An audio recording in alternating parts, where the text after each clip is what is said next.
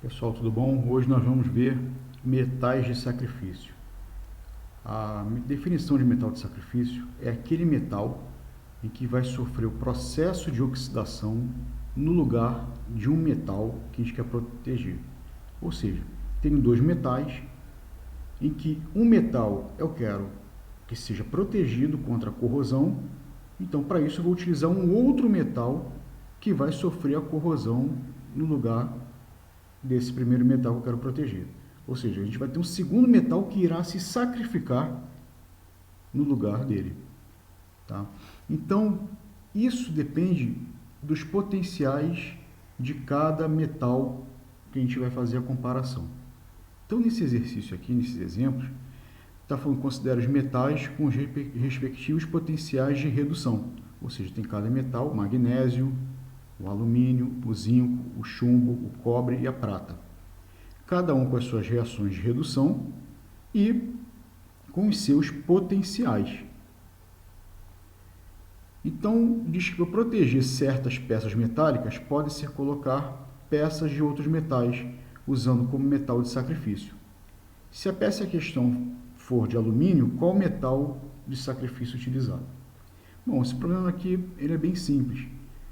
Então, quem eu quero proteger é o alumínio, que eu tenho esse potencial aqui associado, de menos 1,66. Então, a gente tem que pensar o seguinte, se eu quero proteger o alumínio, eu quero que o outro metal sofra o processo de oxidação. Ou seja, o outro metal tem que se oxidar, tem que sofrer uma oxidação. Ou seja, o desgaste da peça, o desgaste de material. A oxidação nada mais é do que isso, que a perda de elétrons e, no caso, a perda de massa. Ele vai se desgastando aí com o tempo. Quem sofre o processo de oxidação, se a gente for analisar em termos de pilha, é quem está no anodo. O anodo é o polo negativo. Então, ou seja, quando eu faço essa comparação de quem eu quero proteger e quem eu quero sacrificar, eu tenho que comparar os potenciais. Então, comparando o potencial de alumínio, quem tiver o menor potencial em função do alumínio é quem vai sofrer a oxidação. Nesse problema aqui, quem tem o potencial menor do que o alumínio é o magnésio, que é menos 2,37 volts. Então, ou seja, a substância, no caso o metal aí, que vai sofrer o processo de oxidação, ou seja, quem vai proteger o alumínio, vai ser o magnésio. Se eu colocar qualquer outro metal que tenha potencial acima do alumínio, ou seja, maiores do que menos 1,66, o que vai acontecer? O alumínio ele vai ser a reação do anodo, ou seja, ele vai ser a reação da oxidação.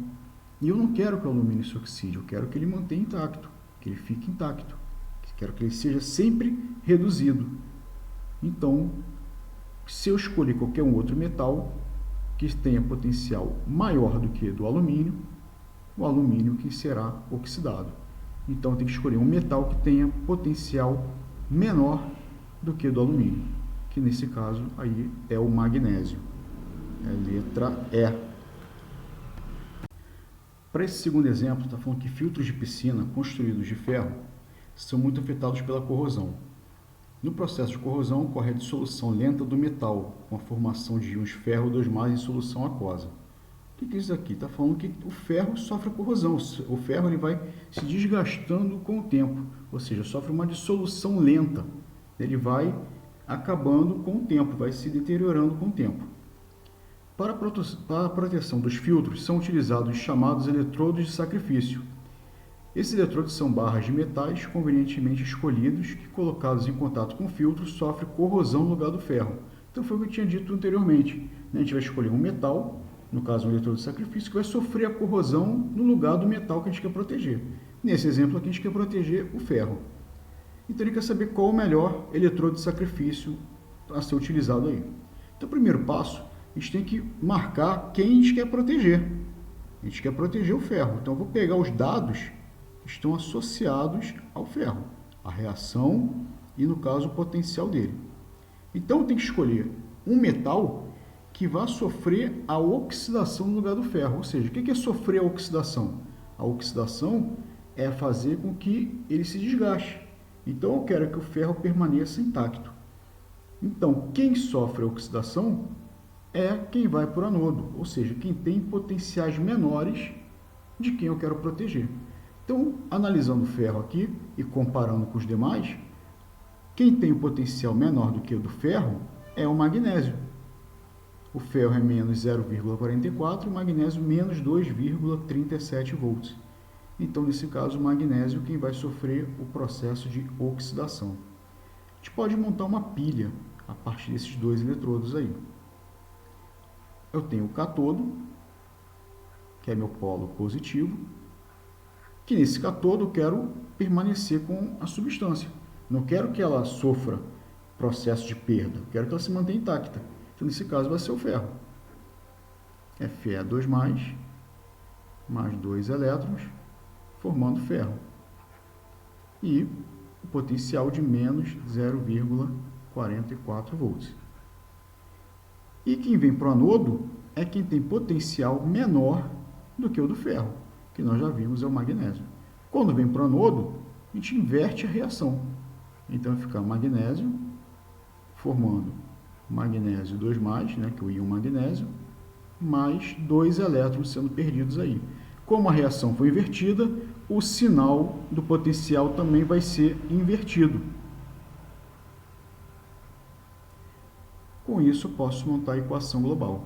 A equação global vai ser a soma das duas reações sem os elétrons. Então, eu vou cancelar 2 elétrons que vêm do catodo, 2 elétrons do anodo.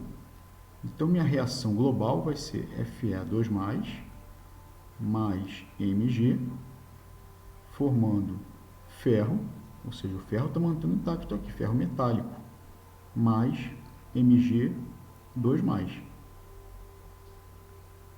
Posso também reescrever essa equação global da seguinte forma: ferro 2+ barra ferro, ou seja, processo de redução, né? Polo positivo, e Mg passando para Mg2+, processo de oxidação. Feito isso, eu sei que é meu catodo, sei que é meu anodo, posso calcular o meu potencial, ou seja, o potencial da pilha formada. Eu vou pegar os valores que eu achei no catodo, que é menos 0,44, com mais 2,37 volts. Faço essa conta. Como é uma pilha, tem que ser o valor positivo, o potencial dela é positivo, a gente já sabe disso. Então, fazendo esses cálculos aqui,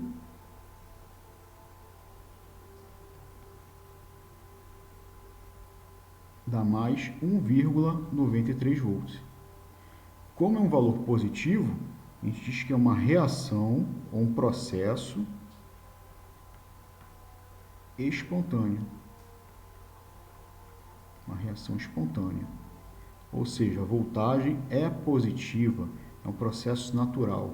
Um processo vai ocorrer de forma natural.